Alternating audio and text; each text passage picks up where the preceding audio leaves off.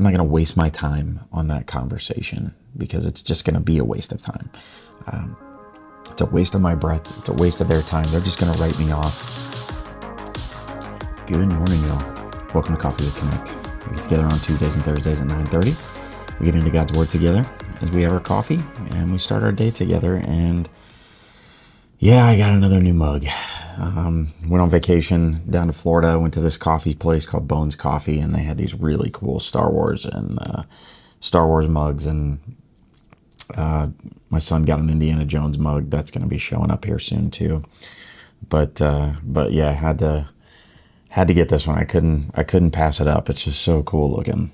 And so yeah, there it is. I'm gonna have to start getting rid of mugs. I mean, that's honestly where I'm at, because I don't think we've got room in the house for any more mugs. Like, I've had that question, like, where are all the mugs? Believe me, you don't want to know, because they're everywhere. The question is, where are there not mugs at my house? That's actually the question. So we're going to be in the book of Mark, chapter 15, verse 15 today, as our VBS Camp Connect Jurassic. It was an incredible week, wrapped up yesterday, but this was the verse that our kids looked at for day 4 of VBS, and so I thought it made sense for us to look at it as well. As we looked at a verse from them the other day that they were looking at, I thought, why not? Let's look at this verse, because this is a great verse for us, regardless of your age, regardless of your season of life and where you are. This is a command from Jesus for us to look at in Mark chapter 16, verse 15. We're going to pray, read, think, write, do. And so I hope that you've prayed. And now we're going to read. We're going to think about it. We're going to write something down for ourselves. And we're going to see what there is for us to do. And it's real clear what there is for us to do in this verse. Here's what it says. Mark 16:15, I'm in the NIV. Jesus says, he said to them, go into all the world and preach the gospel to all creation. That's the whole thing. He said to them, go into all the world and preach the gospel to all creation.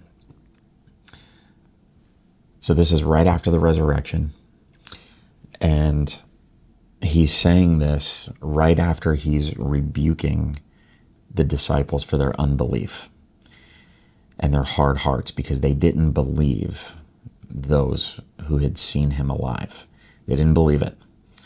And so he gives them this command, and make no mistake, this is a command to followers of Jesus. It's not like an elective class that you can choose, at like Christianity school. It's not like, I don't know if I want to take this missions class of going and sharing my faith and preaching the gospel to all people. Right now, as a disciple of Jesus, we are expected to major in this, period. And so it's a part of the Great Commission. Matthew 28:18 through 20 is the Great Commission from Jesus. That's, a whole lot longer, if you will, than this. But remember, the Gospels are, Matthew, Mark, Luke, John, they're eyewitness accounts of Jesus, and they're all from different perspectives. A lot of the same stories written, but different ways from a different perspective. If you and I both witnessed the exact same event and we both wrote our own account of what we just saw, I promise you the principles would be the same. But the way I describe it and the way you describe it is going to be different. So written in different ways, but the premise and the principles remain the same. And it's actually really good proof for the historical reliability, honestly, of these eyewitness accounts, is that they're not all exactly the same. So as believers, though, we're not to just have the good news and keep it to ourselves. Jesus is making this really clear here. This is something that we should be looking for an opportunity to share every day and in every circumstance that we can, is to go into all the world, to preach the gospel to all creation. So what's God saying to you? What part of your world do you need to maybe step into to share the good news that you have in your life? The good news of Jesus and the impact that he has made on your life, the change he's made in your life. I want to encourage you to write that down.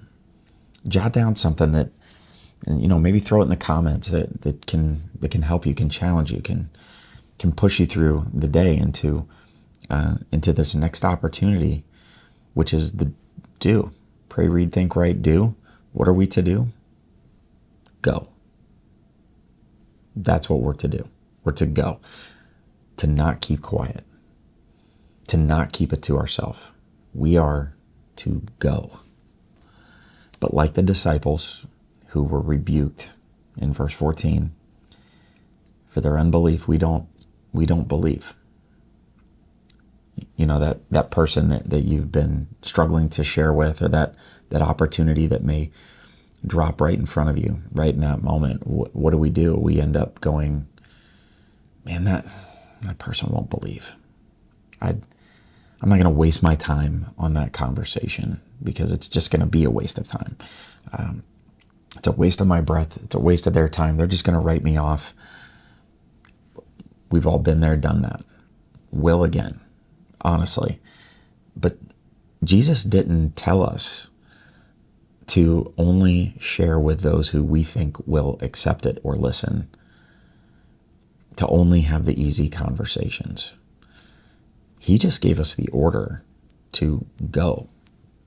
If you want to look at it from a military perspective, like, these are our orders. We're not to question the orders. We're just to follow the orders and to go and to share. See, as humans, we worry way too much about the results. I know I do. We worry way too much about the results. We naturally do that. But we have to remember that the results are God's responsibility. And obedience, that's ours. So thanks for joining me. I hope that you'll like the video and you'll subscribe and you'll share this. Hit that notification bell if you're on YouTube so that you don't miss when the next one goes live. And I hope that you'll join me again here next time so we can have our coffee and connect to Christ, community, purpose, and God's word together. See ya.